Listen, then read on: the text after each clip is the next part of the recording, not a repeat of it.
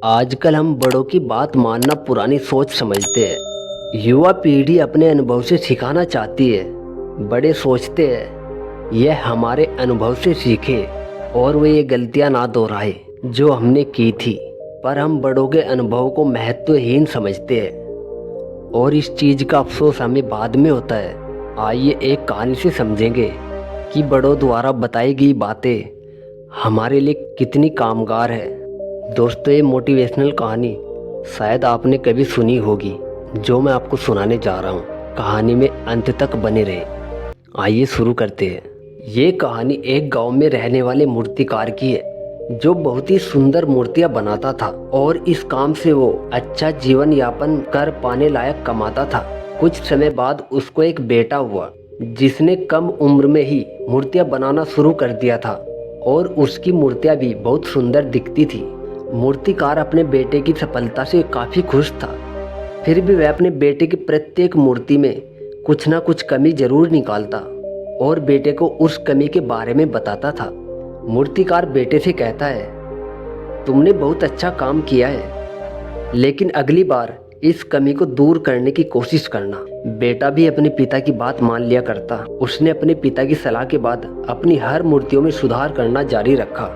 नतीजा यह हुआ, बेटे की मूर्तियां दिन प्रतिदिन पिता की मूर्तियों से बेहतर होती गई और एक समय ऐसा भी आया जब लोग बेटे की मूर्तियों को पिता की मूर्तियों की तुलना में ऊंचे दामों पर खरीदने लगे। जबकि पिता की मूर्तियां पहले की तरह ही बिक रही थी, लेकिन पिता ने अभी तक भी अपने बेटे की मूर्तियों में कमी निकालना बंद नहीं किया। लेकिन बेटा अब बाप के इस बर्ताव से खुश नहीं था। फिर भी वह बिना दिमाग लगाए उन कमियों को स्वीकार कर लेता था और पिता के सुझाव के अनुसार अपनी मूर्तियों में सुधार करता रहता।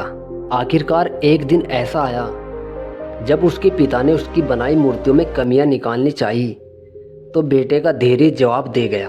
बेटे ने कहा, पिताजी, अगर आप इतने श्रेष्ठ मूर्तिकार होते तो आपकी मूर्तियां मेरी मूर्तियों से कम कीमत पर नहीं बिकती। मुझे नहीं लगता कि मुझे अब आपकी सलाह की आवश्यकता है। मेरी मूर्तियां एकदम परफेक्ट है। बाप ने यह सुनकर अपने बेटे को सलाह देना बंद कर दिया। कुछ महीने बीत गए। बेटा खुश था, लेकिन फिर उसे एहसास हुआ कि उसकी मूर्तियों की अब उतनी तारीफ नहीं की जाती जितनी पहले की जाती थी और अचानक अब उसकी मूर्तियों की कीमत भी बढ़ना बंद हो गई है। पहले तो उसे कुछ समझ नहीं आया, लेकिन फिर वह अपने पिता के पास गया और उनसे मदद करने को कहा। पिता ने बड़ी शांति से बेटे की बात सुनी, जैसे उन्हें पहले से ही पता था कि ऐसा दिन आएगा। बाप का चेहरा पढ़ बेटे ने भी यह महसूस किया और पूछा, क्या आप पहले से जानते थे कि ऐसा कुछ होने वाला है? पिता ने उत्तर दिया, हाँ, मैं भी इन परिस्थितियों से गुजर चुका हूँ। फिर बेटा कहता है, फिर आपने मुझे पहले क्यों नहीं बताया? पिता ने उत्तर दिया, शायद उस वक्त तुम मेरी बात नहीं समझ पाते। मैं ये भली भांति जानता हूँ और मानता भी हूँ कि मैं मूर्ति बनाने की कला में तुमसे ज़्यादा बेहतर नहीं हूँ। ऐसा भी हो सकता है कि मूर्तियों के बारे में मेरी सलाह गलत हो और ऐसा नहीं है कि सिर्फ मेरी सलाह से तुम्हारी मूर्तियाँ बेहतर हो गई है।